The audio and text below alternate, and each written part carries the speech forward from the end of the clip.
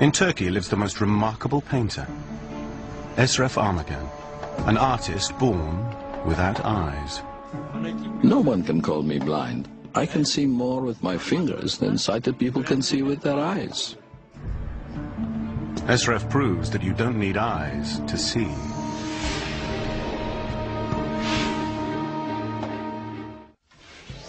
At the University of Toronto, perception and cognition psychologist Dr. John Kennedy is investigating the abilities of an astounding man, Eşref, the blind painter.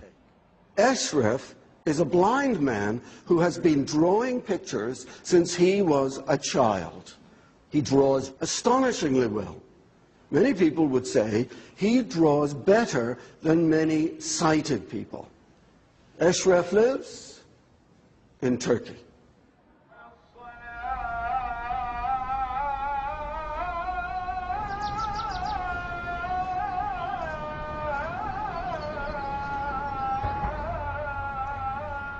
Eşref ARMAİAN has a genetic mutation that caused him to be born without eyes.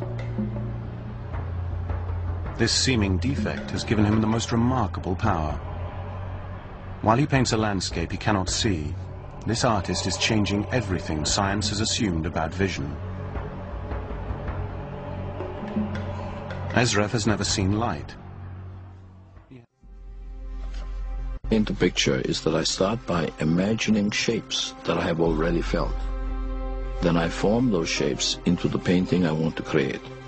I make a plan of the picture completely in my head before I start to draw it.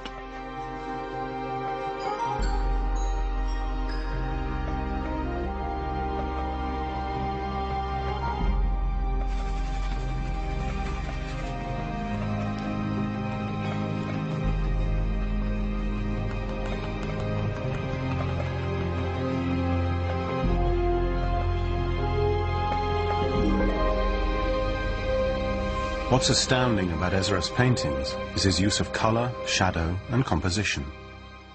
And most importantly, perspective. The way he draws objects receding into the distance. It is not meant to be possible to paint such recognizable and well-composed images without eyes. At Harvard Medical School's Neurology Center, scientists are mystified by Eşref's abilities. They want to scan his brain in order to find out how he does it. Eşref is doing something that we thought was locked in the visual brain and was only possible if you had visual input.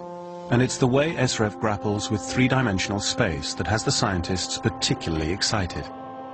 But Eşref wishes that people would pay more attention to what he paints, not how he can paint. He wants to be known as a great artist in his own right. I want to be remembered as a person who was able to see the world with their fingertips. I want to be remembered for my art. But for now, he's agreed to help the scientists.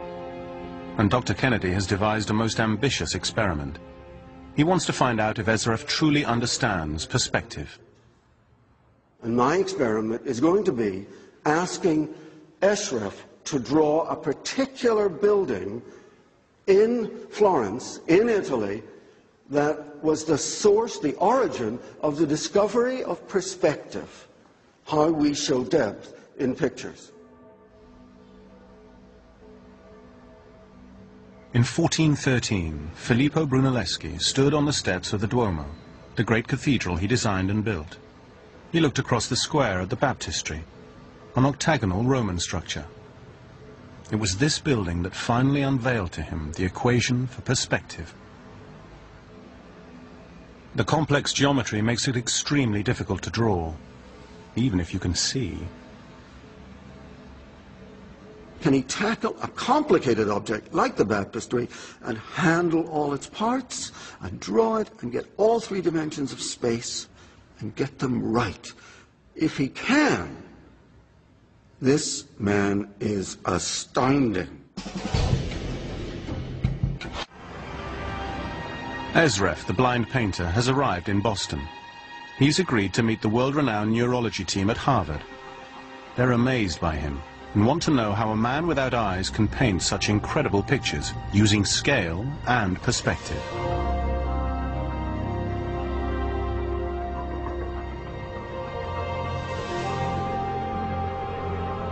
Their experiment will involve putting Eşref in an MRI scanner, asking him to draw and observing the activity in his brain. Eşref must remain as still as possible so they can get a clear image of his brain. As he draws a picture, the scientists are riveted by what they see on the monitors. Regions of his brain that shouldn't have any activity due to his blindness react in an extraordinary way. The visual parts of the brain, the ones that for normal-sighted people light up like Christmas trees when we're looking at things, those became alive and excited and incredibly dynamic whenever Eşref was thinking of drawing in perspective. What Eşref's MRI results reveal is something groundbreaking. Eşref's brain shows us that vision involves more than just the information brought in through our eyes. Vision, it turns out, also involves our ability to understand space. Bravo! What Eşref is showing us is that we misunderstood vision. So we thought pictures are creatures of vision, because they're dealing with distance and direction and angle, and now we realize all of those things are available to touch as well, and so we can have tactile pictures as well as visual pictures.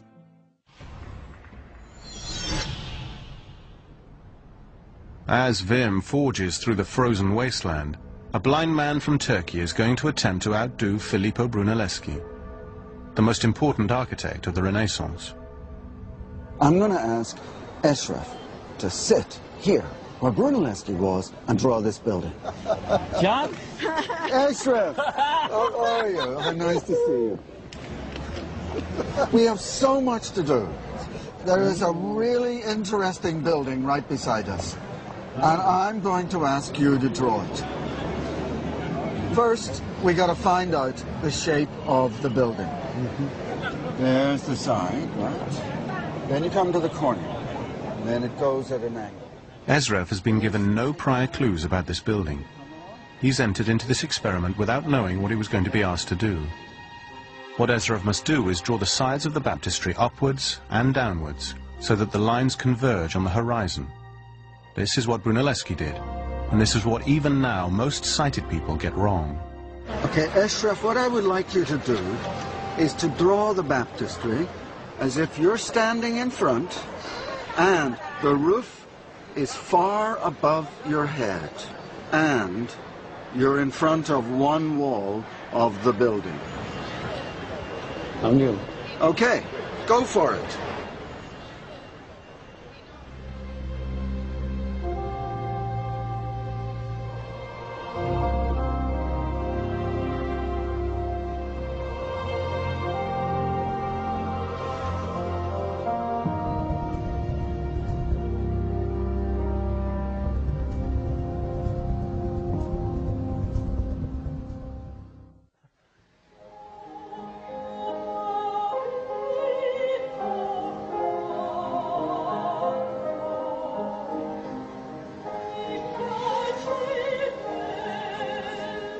For Eşref, this is the moment of truth.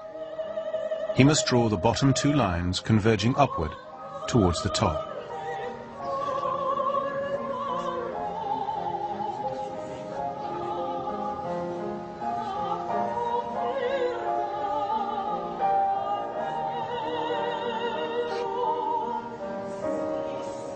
Eşref ARMAİN has just set his place in history. He has outdone Filippo Brunelleschi, a Renaissance master. Okay.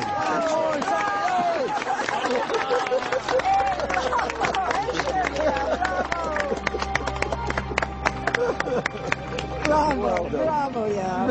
Çok iyi yaptın. This is a moment that happened first 600 years ago.